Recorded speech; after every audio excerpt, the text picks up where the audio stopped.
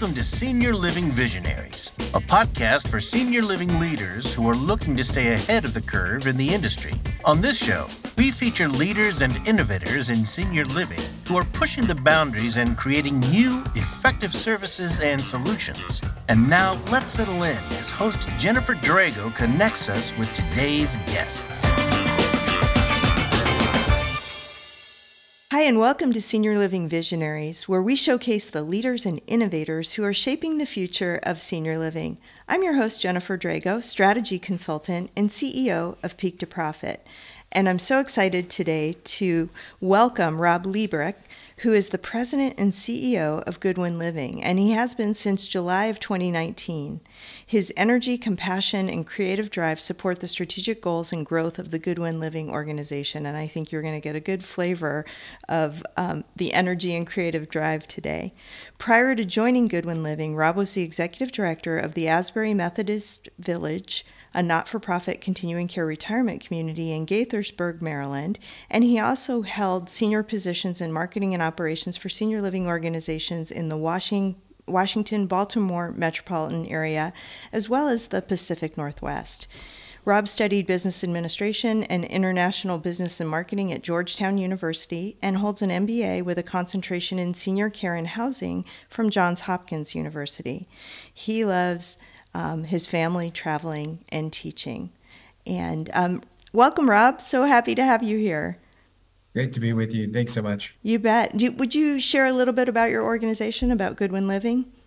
I'd love to. Yeah, so Goodwin Living is a faith-based not-for-profit, started in 1967, tied to the Episcopal Church. And we now have grown over the last 50 plus years into an organization serving about 2,500 older adults in the Northern Virginia, DC area. We've done that through 3 communities, 2 life plan communities, 1 rental community, also a community that is a HUD 202 housing project, which we provide support for. And we've also done that with additional services. So we do private duty home care. We have an at-home program, which I know you and I are connected with. And in addition to that, therapy services. We also have hospice services. We're the 3rd largest provider of hospice in our market area, working on being number 2 there. So a lot of things going on for the organization as a whole. Yeah, really diverse continuum there, and we're going to touch on some of those pieces today. I want to start with something that's, I think, a passion project of yours, and that's the StrongerMemory Brain Health Program, which Goodwin Living uses with its own residents, but also makes available to others to incorporate into their senior living organizations. And so I really want to learn more about how you personally launched this and what the research is behind this. Thank you. It is a passion project. It's tied to experience that my mom has had over the last 12 years. So that's where the impetus comes from. And I would say we're certainly on a journey, which I'm grateful for within Goodwin Living. But it all goes back to looking at this really big wave of demographics that's upon us as a whole. And we know that we're seeing the doubling of the 75 plus population, which is great. It's a good sign. It's a healthy society when your older people can continue to grow older. And at the same time, we don't have very many new caregivers coming in. The birth rates are down really low. And so that combination means as a society, we need to find ways to keep our older individuals healthier longer. Mm-hmm. And I think prevention then becomes the key factor. We're not a great society for prevention. Usually we have to run into a lot of chaos and harm before we say, oh, maybe we can do something that would prevent that in the future. I think about seatbelts, for example, mm-hmm. And those kind of laws. And so I think as it relates to the realities of older adults and the growing population, one of the key facts is that many more people are going to have types of dementia. And we have to have tools to stave off that reality if we can. There's no solutions. There's no cure for dementia. But if we can push off the symptoms of dementia for a year, 5 years, 10 years, then we can really win because people can get older and die of other causes, mm-hmm. not necessarily related to the dementia side. So, I was in service to older adults for about 9 years when my mom all of a sudden was showing up with a repeating herself, forgetting what she was talking about, and getting lost in familiar places, which that last one is really scary, It is. if you're driving around. And I recall, really scary that I had dear friends in high school. His grandmother, wandered off in the winter when it was a snowstorm and passed away, right? So these things can happen where you lose loved ones because of their confusion. And so here I am, 9 years into serving older adults. I feel like I should have tools to be able to come around my mom, and there's really no tools available. There's really just a reality that she's likely to continue to go downward in her cognitive ability, and most likely would need more and more hands-on care, and may ultimately end up in a community setting, which is, I serve in that space, so I was comfortable with that. Though the impact that it has, the emotional impact that it has in families is tremendous, not to mention the financial impact that has. So without any solutions, I feel like I was led to a report out from a group that figured out that if you can do three things simply every day, and do them consistently, that you can actually really come around your brain health. Mm-hmm. And the simple things are reading aloud, writing by hand, and completing simple math quickly. And the speed of process is a big part of the brain function. And so upon learning this information, I said, okay, Mom, let's try this out. And this was, back years ago now. And she said, okay, I'm scared. I don't want to have my brain health function go down. So anything I can do, I'd be happy to try. And so she started to do reading out loud. She started to write by hand on a consistent basis, doing a journal, for example. Mm-hmm. And then finding math problems for her that were simple, sort of first grade, no harder than second grade math. That was the goal, because you're not trying to create anxiety Mm-hmm. when you're trying to just do simple math that maybe years ago you learned and is really embedded, but it can really engage the prefrontal cortex of the brain ultimately. And so it was amazing, Jen. Within a month of her doing these three things, her repetition really went away. Her forgetfulness really decreased dramatically. Getting lost in familiar places was not something that we were concerned about as much or really anymore. And fast forward, coming up on 12 years, her doing this daily, she stayed consistently strong in her brain health. Nice. And so, I was amazed by this. I didn't think that there would be such a simple, accessible program or available to everyone who was facing these challenges that might benefit them. Yet here I was with my mom. Here I was with this organization that had already done research on this, and so there were signs. And I was in an assisted living memory care startup at the time, right after realizing that this was doing well for my mom. And a colleague, a dear friend now, Judy Wadsworth, said to me, "Hey, I met your mom. She's great, but what are you going to do for others? Mm-hmm. How are you going to help other people with this reality?" And so I was at an organization called Aegis Living, based in Seattle at the time, and they allowed me to work for a year with an occupational therapist and someone who had teaching background, and we created a program. And we rolled it out just to our one community. We had about 110 residents of assisted living and memory care focus and background. And we started to see the same results that my mom had experienced. So within a couple of weeks, sometimes as soon as 2 weeks, but usually around a month after people started to do this engagement, we found people were sleeping better. They were eating better. We had one gentleman who had forgotten the name of his primary caregiver, which was his sister. And all of a sudden he was remembering. There were no other interventions, just like with my mom. There were no other interventions that we introduced. And so we said, this is awesome. This is powerful. And life for me changed. I moved back to the East Coast. And when that happened, I found myself with Goodwin Living and said, okay, well, we saw this work with my mom. We saw this work with residents at Aegis Living. We need to be able to do more of this work. And in 2019, we created a full new curriculum called StrongerMemory, and we started to pilot it in 2020. And we did that with a group of residents at Goodwin House Alexandria and Bailey's Crossroads. And we started with a group of about 25 residents in total, oftentimes seeking couples so that we could have someone be there and attentive as an audience for listening to someone reading out loud or supporting someone, being a rah-rah cheerleader, if you will. And so we found in that brief time, it started in January of 2020, and we went through April. We did pre-testing and post-testing, and we saw in that brief period of time really positive results again. People who were doing this work were seeing improvement, and so that made us feel confident to continue to offer it up.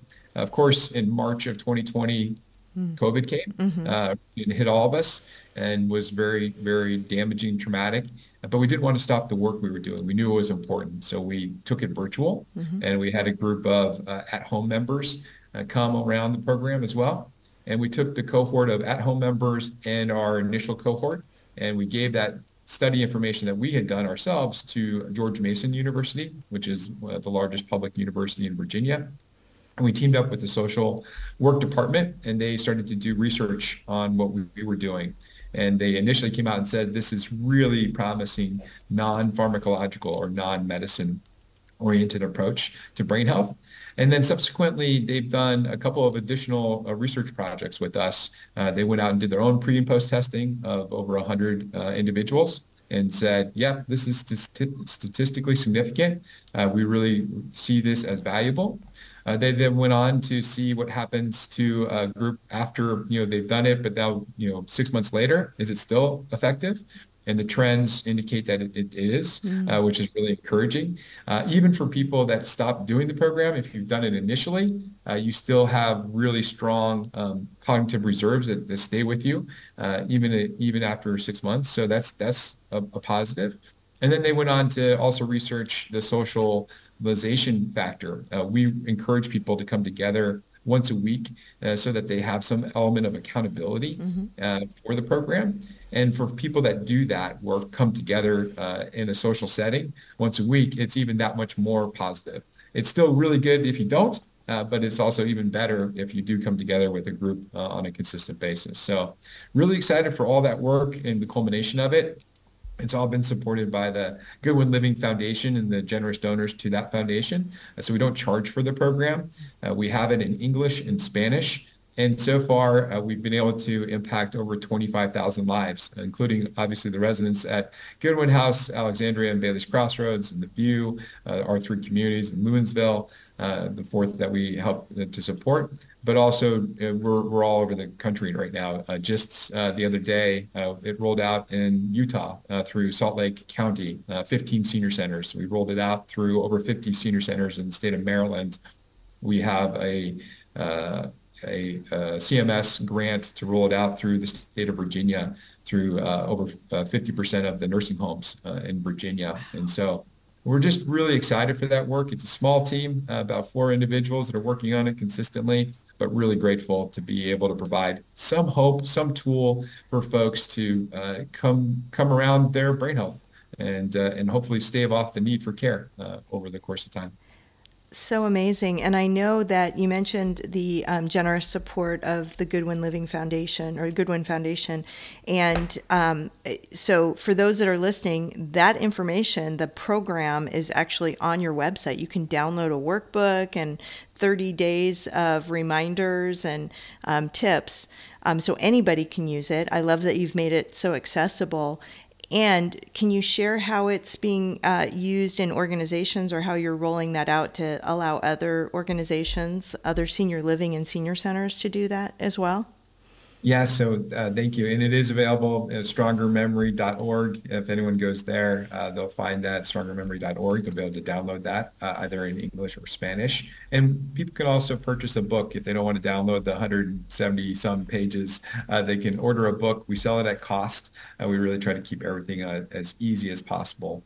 And so as it relates to organizations, one of the things we found early on, there's a wonderful group called the Village to Village Network. It represents over 300 chapters, if you will, people who want to age in place. And so I think it's starting to become a more and more popular resource for folks in various markets. And so we worked with the Village to Village network, and we have had so many of those groups come and be trained by us. We do a facilitator training for anyone who wants to participate. In order to be a facilitator, you're looking for someone who has good energy, Because, by the way, when you're doing math problems, we don't care if you get them wrong. We just want you to do the math problems, right? We don't need someone who's a really, strict teacher. We need someone who's really strict at saying, great job, keep going, you can do this. Someone who's a great motivator. And then we run through and provide content to do a program for 12 weeks, typically. And we figure that if we can get someone into the habit of reading out loud, of doing the writing by hand, of doing the simple math for a period of 12 weeks, and we insert different tips around brain health, different information to make it more robust, if you will, and to keep people engaged. But if we can do that for 12 weeks, that will get people to stay with it ongoing. And so that's what we do. We offer up a full facilitator training. We have a facilitator guide also on our website. And if people are interested, typically if you download it and you put in any kind of notes that you're interested to roll this out more holistically, we'll come around to you fairly quick as an organization. So we've done that also with National Council of Aging, NCOA, which works with predominantly the largest group of senior centers. We've had a lot of robust conversations with their members, and so we've been able to roll it out in places like Utah and Michigan and North Carolina and et cetera, and really excited for those collaborations. So any of your listeners who wants that, feel free to reach out to me, and we'll be able to help their organization. Oh, that's awesome. So we will make sure that all your information, including the StrongerMemory.org, is in the show notes so that folks can follow up with you and do this. How rewarding and gratifying it must be for you who brought this program, formulated it based on research, and, now you're spreading it across the country. It's so inspirational, Rob, I have to say. Thank you. It feels right and good. And when you hear some of the stories, even some of the stories, we really started it not in the nursing home setting. We wanted to be more upstream. My mom wasn't in the nursing home setting, but the original research was around someone in nursing home settings that I saw early on back now 11 years ago or 12 years ago. And so I said, well, we're probably never going to impact people in nursing homes. Yeah, we are. And so we've been able to modify the program to really make some amazing realities, people who are in essence almost catatonic, all of a sudden being able to engage a little bit at a time, and then all of a sudden engage with their loved ones and really advocate for themselves and get more engaged in programming in a nursing home setting. And we've seen that replicate itself multiple times. So the brain has a tremendous amount of capacity, and when we engage with it, even small amounts, the average amount of time that the research has told us is 23 minutes a day. So not that long to be a great benefit. So a question that comes to mind that others may have as well, if somebody isn't showing signs of memory loss, isn't feeling those signs yet, is the program still beneficial to them? Yeah, I think it is, because one of the things is to push off the need for getting to that stage, right? And so we have seen the power of reading out loud. We've seen, and I think that's probably the predominant focus, is if you can at least get reading out loud engaged in your world, which is not easy to do, by the way. I sit and I read it out loud. I'm like, it's hard to stay focused on reading out loud. You find yourself slipping into reading silently. So if you have a pet or a friend or someone like that helps you, a kid, that will help you go. But I remember early on, we had a resident who came up to me and said, Rob, great program, really impressed, and I don't need it. I'm not going to do it. I said, okay, that's fine. It's not for everyone. Fair enough. And she said, however, I do read the Bible every day. And so I'm been reading it out loud every day now. And I have to tell you, my focus is so much better. And I think that's the reality with most people, that when you start reading out loud, you start to see different things about yourself. So it impacts you whether you have cognitive deficits or not. But I think certainly for folks who we call in the mild cognitive impairment area, there's about 15 million people that are estimated in our country, the United States, that have MCI. And usually within 5 years, about 40% of those people will find themselves in full-blown dementia. That particular population, Jen, that population is critical with this kind of program. That's where my mom was. And that's where the research trends showed after 12 weeks that we could see a 26% improvement in test scores, going from someone who was testing in the mild cognitive impairment range to normal after just 12 weeks. which is pretty powerful if you think about it, with no side effects and in this case, no cost. Yeah. So that's where the most impact. Awesome. Awesome. And hats off to your resident that was, I'm not sure what version of the Bible she was reading, but that's a challenge in and of itself, right? Yeah. To try to pronounce yeah. a lot of those things. It's true. Okay, let's switch gears a little bit and talk about some other great things at Goodwin Living. So I read recently that you've been recognized as a top workplace in the Washington, D.C. area by the Washington Post for 5 consecutive years. So I know you have several innovative programs that you have to support your employees, their growth, I'm sure it also supports your recruitment and retention, but can you tell us about these, a few of these programs that you're most proud of? Certainly. And so, I've only been with the organization for coming up on 5 years. So the work that's been going on within Goodwin Living predates me. Kathy Anderson, my predecessor, really deserves a tremendous amount of credit. She was with the organization for 17 years and put in place a high focus on seeing the individual, really advocating for each team member to have a path forward in their career journey. And I think that's one of the key components, foundational components of the organization. So, we have 1,200 team members today. I would say every year that I've been here, between 80 and 100 team members are pursuing continuing education. So that focus is there, that commitment is there, and that desire to come around people individually, I think, is one of the hallmarks of the organization. We have a huge diversity. We have over 65 countries represented by our team members in our market area, which is amazing. Lots of different backgrounds. And I think that's one of the things is to be attentive, to be listening.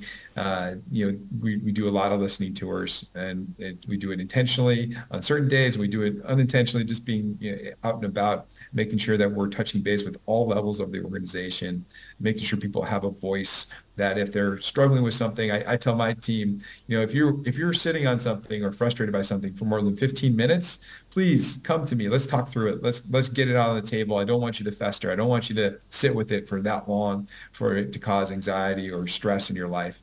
And I think holistically as an organization, we try to come around and solve issues on behalf of our team members consistently. So that's what's allowed us to be recognized by the Washington Post. The Washington Post themselves, they don't do the surveys. They have a group called Intergage that does the surveys on a national level. And they're highlighted and promoted through the Washington Post for the results. And Intergage comes and does an engagement survey of every team member. And so we can't really influence that as management when they're taking the survey. It's just them and the survey. And the culmination of those survey results, they compare us against all employers, not just senior living employers, but all employers in our market area. Okay. And I think that's one of the things that's really impressive about having that distinction as a top workplace, is that it is voted on by our team members. And even during COVID, when some of the hardest work was happening in our field, our team members voted us as a top place to work. And this last year in 2023, we actually were recognized as the #1 place to work in our region for all of the largest employers. So competing against some really great organizations. And I thought, wow, that's significant, that's meaningful. And it's not just about what we do as a team or as an organization. It's also how our residents and those that we're serving in the community respect and respond to our team members. So there's a real love and deep desire to come around people as people, not because you're serving me, but because I care about you as a human. And I think that stems from our religious roots, I think, and certainly attracts people who come to live with us or come to use our services, with the idea that when you come, that we expect you to be respectful. And so that respect plays out in so many meaningful ways.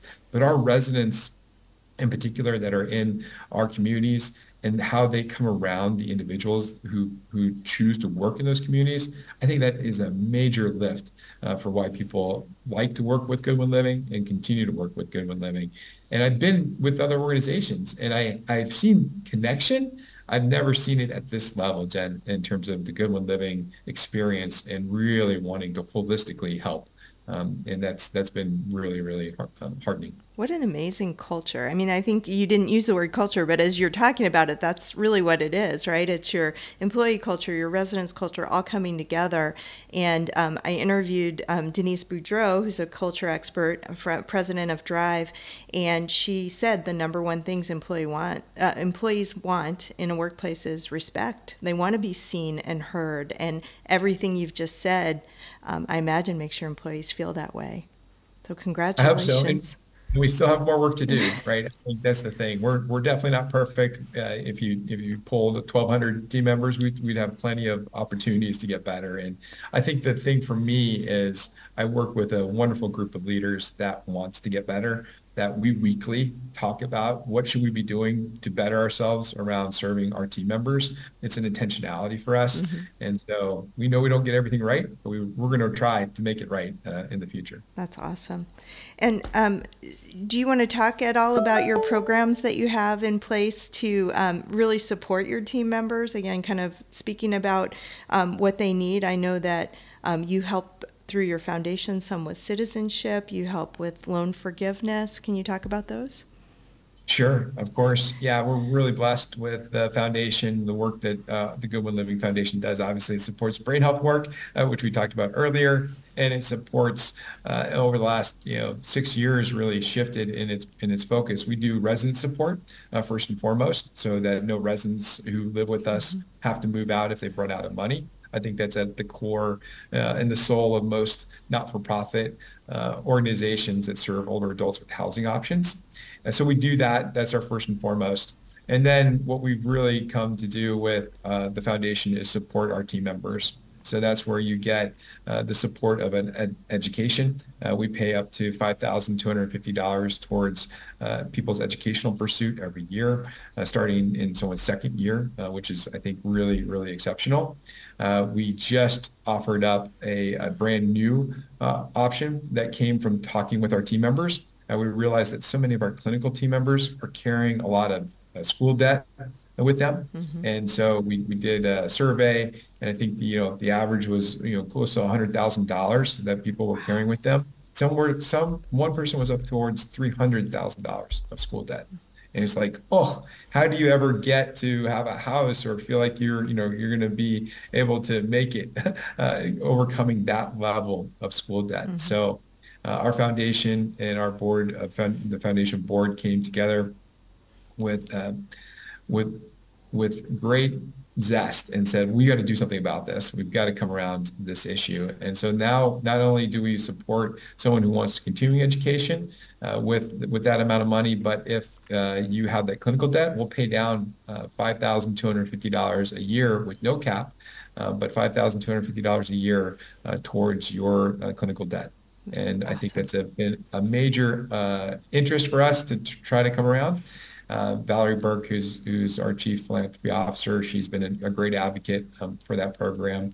And we just rolled it out in January of 2024. So we're already seeing and hearing anecdotal, 4 people came to work with us as nurses. 3 of them referenced the program as a reason to come and be a part of our organization. So I think that's great. Every week, we're working on emergency grants for our team members so that if they're running into challenges, that we want to be, wholly around them. We talk about seeing the individual. Well, 1,200 team members, there's a lot of living going on. There's a lot of life happening, a lot of challenges, from car issues to deaths in the family to you name it, evictions. We've had our handful of folks who've had to face homelessness. And so it really sets you towards trying to come around those individuals more intently. With today, how do we get them out of the emergent matter? But tomorrow, how do we help them, really build strength so they don't find themselves back in the emergent challenges in the future? And so as an organization, we're committed to that. We hired a people engagement manager, someone with a social work background, to really focus on the challenges and deep needs of our team members. We have an employee assistance program, which is great, but not everyone can utilize that as effectively as they want to. And some people's issues are deeper than what the EAP can really provide support for in the moment. So we thought at the time we had about 1,000 team members. We thought one social worker for team members would be a little bit novel, but really makes sense to try to help people through issues. So bringing the right resources, having the right dollar amounts to come around people have all been really, really important. And then as I referenced, our residents really love our team members and they want them to succeed the best they can. And so they're generous at holiday times with a holiday gift that they provide to our team members, which is always nice to see. And yet more ideas come out. And so in 2018, we had a resident, Rita Siebenthaler from Goodwin House Bailey's Crossroads. She said, you may or may not realize this, but so many of our team members want to become U.S. citizens, but they can't. They cannot reach that because they're living paycheck to paycheck and they can't save up for the $725 fee that's associated with that test, nor do they really have time and attention to spend, studying for that test and getting through it. And so that started in 2018, where she said, what can we do about that? How can we come around them? And very quickly, we were able to raise funds to support the test and ultimately not just provide funds, but now we provide mentors, resident mentors for our team members to team up with so that they can get through the test. Wow. And since 2018, we've had over 160 individuals be able to get on their path to citizenship. And that now we've been able to expand that to family members as well, Jen. So, not just the team members, but now if your spouse or your children need citizenship, we will help with those costs as well. And we're seeing early on in the program, we did a quick analysis and said, well, I think, about 4 years in, we did an analysis and said, how long are people staying? Are they staying any longer because now their citizenship is established? Do they just get that and go, or do they stick with us longer? And our average tenure is about 6 years, a little over 6 years is our average tenure as an organization. Those who've gone through citizenship with us are at least 1 year more than that. So we're seeing that ROI come back in that fashion as well. People wanting to stay longer with us because of these kind of programs that we offer. Yeah. Amazing. So I just want to recap all the things that I hear you doing for your employees, besides just, listening to them and trying to remove the daily frustrations of their job. Tuition reimbursement, loan forgiveness, emergency grants, social work support to help them get out of those situations for the long term, supporting citizenship programs for your employees and now family members. And all of that mostly supported through philanthropy. Is that correct? Through your foundation? Yes, a lot of that, almost all of that supported through philanthropy in our foundation. That's right. What a great way to leverage philanthropy to support your employees. And no doubt that's part of the culture that we were just talking about and part of the loyalty that they have to your organization. That makes me smile. The whole time you're talking, I can't stop smiling, learning about your organization. Yeah, I would just say, we all suffered through COVID and we had our hardships as well. And during that time, I think this commitment to our team members really shined, where people, I think throughout the country, we were experiencing people not showing up. Mm-hmm. Our team showed up in a way that they usually weren't showing up, so consistently. So we were tracking, in a 6-month period of time, how often would you miss a session with a scheduled session with us as a worker? And we had, okay results, but during COVID, people came and they stayed with us. They stayed focused. The commitment we saw universally from our team members was unprecedented for our organization. Yeah. And I think here's the hardest time where we're asking you to do some of the hardest things, and people are showing up in more ways than they ever had before. And I think that really could not have happened if the culture wasn't right, if the commitment to them and their livelihood wasn't right, and to their family wasn't right. So we really saw the benefit of that. Yeah. Awesome. So awesome. I want to shift. There's so many great things we want to talk about today. I first got connected to your Chief Strategy Officer, Lindsay Hutter, over middle market. We were in the provider organization I was in. We were looking at what our middle market strategy should be. Your board had already started to delve into that. And so I know that you have some strategic priorities around building services intentionally for the middle income seniors. Can you talk a little bit about those strategic priorities?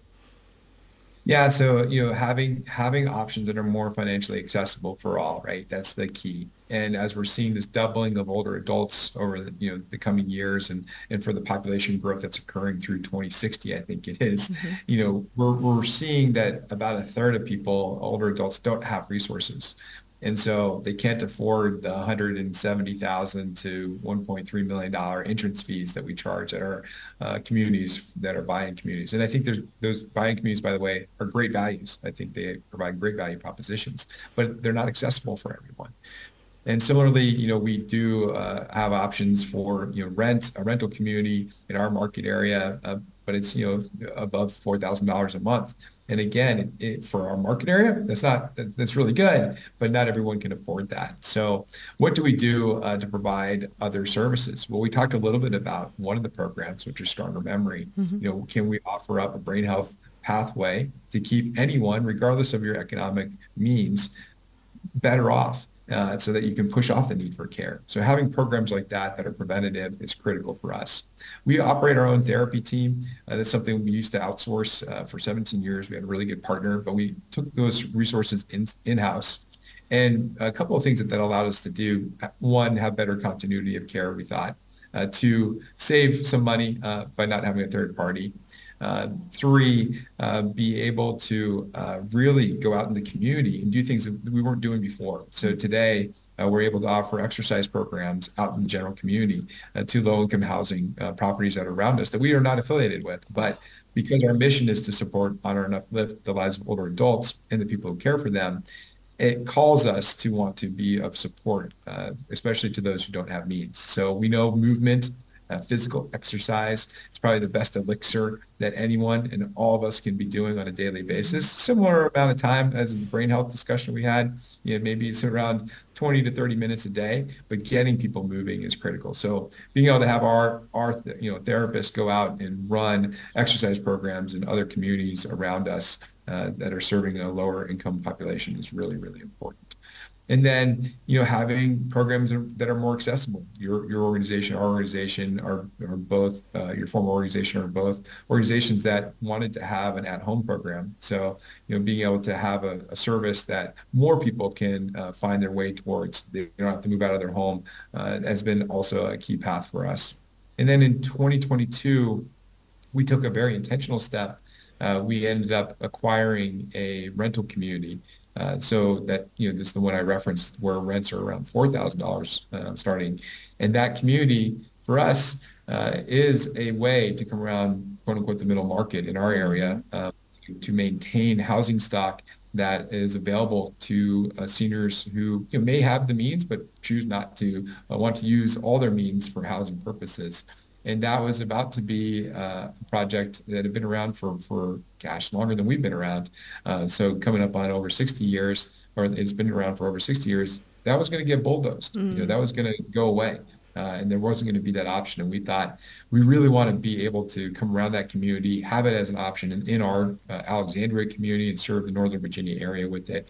So we were very intentional to make a decision to acquire that community. We'd never done that before as an organization. And when we did, I think we were sitting around about 65% occupancy in a 147 apartment community. And today we're at 95% occupancy, which tells you that there was a lot of desire and need for that service. And we've been really grateful to be able to provide services to a broader audience of people that have different economic needs. Yeah. And this is an off-the-cuff question, so if you can't answer it, I understand. Do you have any idea about the margin on that rental community, that middle market opportunity? Because one of the things that I've been helping to try to dispel is that middle market is like affordable housing in that it doesn't have much of a margin, or you have to struggle with it. But I believe that, especially well-occupied middle market can actually have a pretty decent margin. Yeah, it can. And I would say, I came from a for-profit world where it was not unheard of in an independent living setting to have 35, 40% margins. In assisted living settings, not uncommon to have 25 to 35% margins. And so I think you're right. Rental communities can provide that. For us, because we're a faith-based not-for-profit, we probably could be getting a higher margin. Today, we're running about a 10% margin, which for us makes sense because in addition to the margin that we're accruing, and those dollars go right back into capital improvements and things like that for this model for us. We also are taking in residents who are paying, a half of what our rent is, and we've taken in two of those individuals already. And so we're not just trying to get the margins. If we wanted to do that, we wouldn't take in people who had even lesser means. Right. But the organization as a whole, we're a faith-based not-for-profit. We want to do more. Our leadership, we've got a great executive director at that community. He wants to do more for those who don't have as much. So we hold that as a higher value than just the margin side. But right now we're running about 10%. Yeah, thank you for sharing that. And thank you also for sharing how you're balancing your mission and margin, which is so important in all the work that we do for long-term sustainability, but also the impact. You mentioned continuing care at home. And so would you like to give your spin on, what it is and why it's important, why Goodwin Living has not only made an investment in it, but you really doubled down and said, we want this to be successful. And you've seen some amazing growth in your continuing care at home program. So can you tell us more about that? Yeah, I think this started, again, prior to my arrival. Colleen Ryan was someone who came to the table and said, hey, this is a service I think we should run and replicate. Nothing like this has been done in Northern Virginia. We should try that. She was in charge of marketing for us at the time, I believe.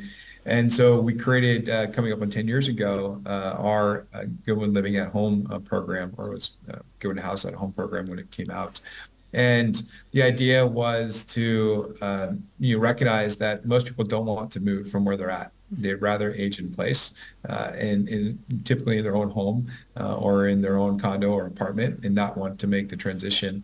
And so if the majority of those that we're asked to serve don't want to make a move, but we know that those same people are going to need a plan to come around the services and have care coordination later on when they face emergencies, that we really would be benefiting a large population of people to offer up such a program. And so that's where we started.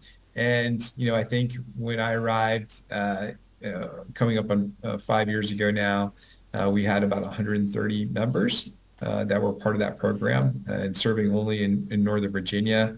We now have coming up on 240 members within the Northern Virginia and DC area.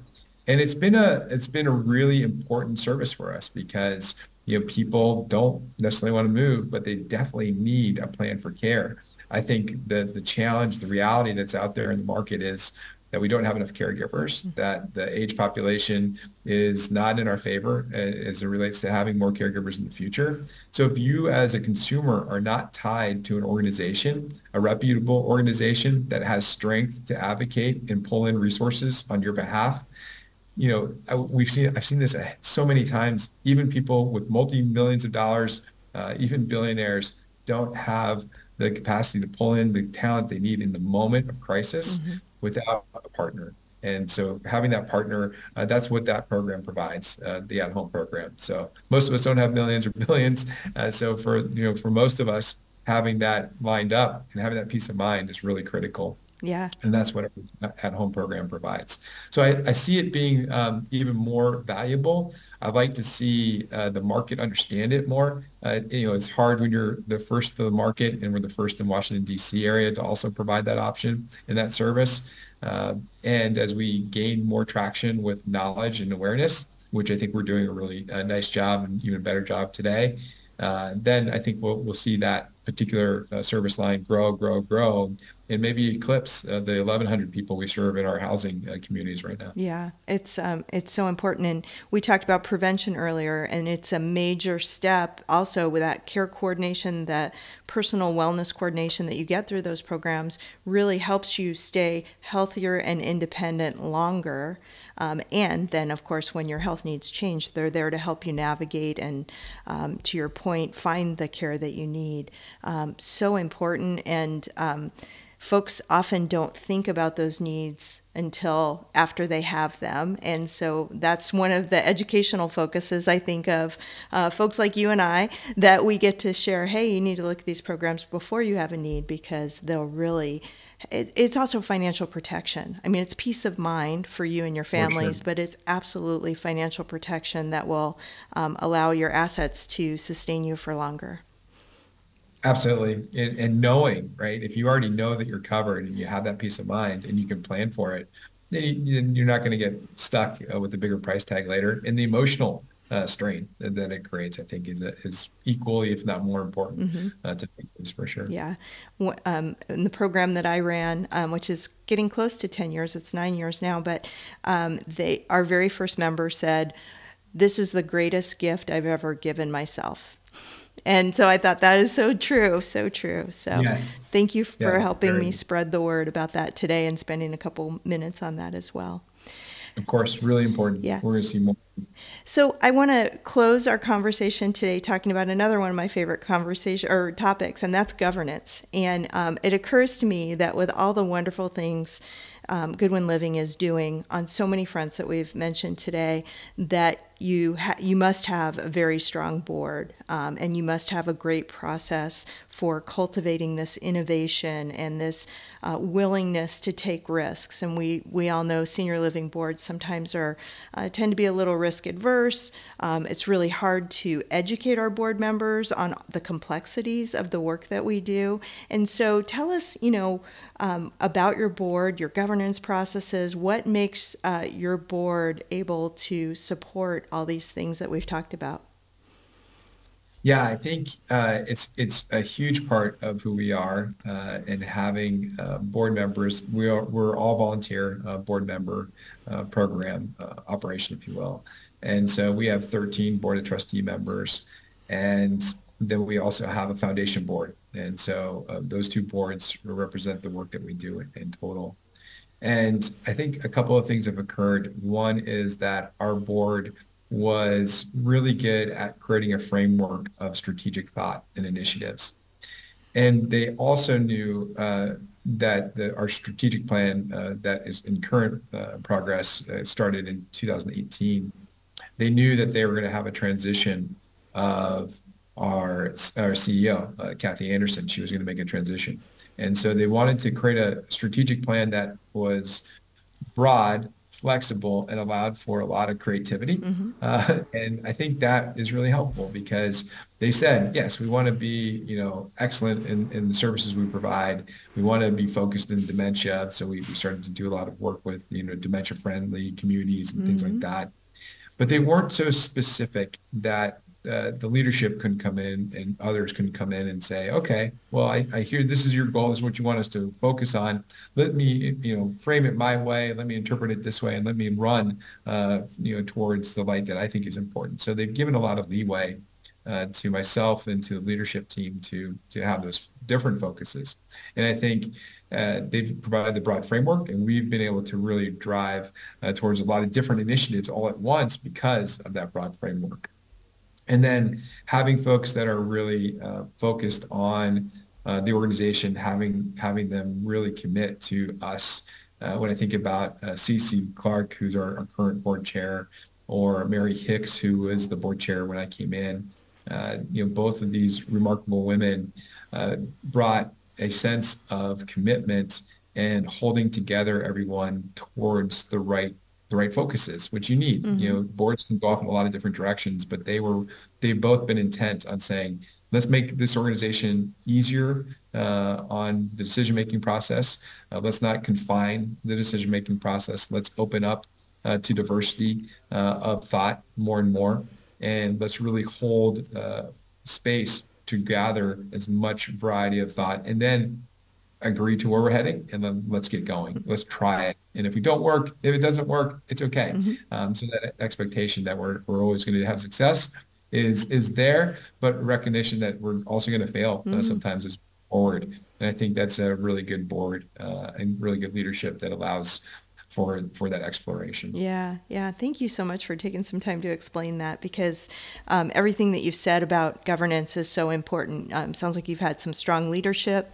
They have strong guardrails, but they let the creativity flow, willingness to fail. Especially, that's where we get out of this risk-adverse mentality is let's try this and see if it works, because we can always shift if it's not working the way that we wanted it to. So that sounds fantastic. Well, Rob, thank you so much for your time today. Can you tell folks how they can get in touch with you, or how they can learn more about Goodwin Living and the Foundation's work as well? Certainly, yeah. Goodwinliving.org is the best place to find information about us, goodwinliving.org. And I'm sure we'll provide my direct email and things like that. So you can always reach out to me directly. And I really encourage folks to, because I think through collaboration, I was just on a webinar right before this, and collaborating with folks who are using different tools than we are as it relates to workforce. And so always learning, always trying to figure out what's the next. And so I really appreciate you bringing folks together on this opportunity to share, and thank you for the work you're doing. Oh, you bet. Thank you so much for your insights today and all the generosity of your time and wisdom, sharing that so openly, and also being open to other connections afterwards. You've been listening to Senior Living Visionaries. I'm Jennifer Drago, and we are here to explore the breakthroughs, the disruptions, the innovations that are shaping the future of our industry here in senior living. Please subscribe to be notified each time a new episode drops at seniorlivingvisionaries.com. Thanks so much for your time today, and we'll see you next time. You've been listening to the Senior Living Visionaries podcast and radio show, where we showcase the leaders and innovators in the industry who are pushing the boundaries and setting the stage for the future in senior living and services. Join us next time as we share the bold ideas and breakthroughs of the industry's most forward-thinking leaders here on Senior Living Visionaries.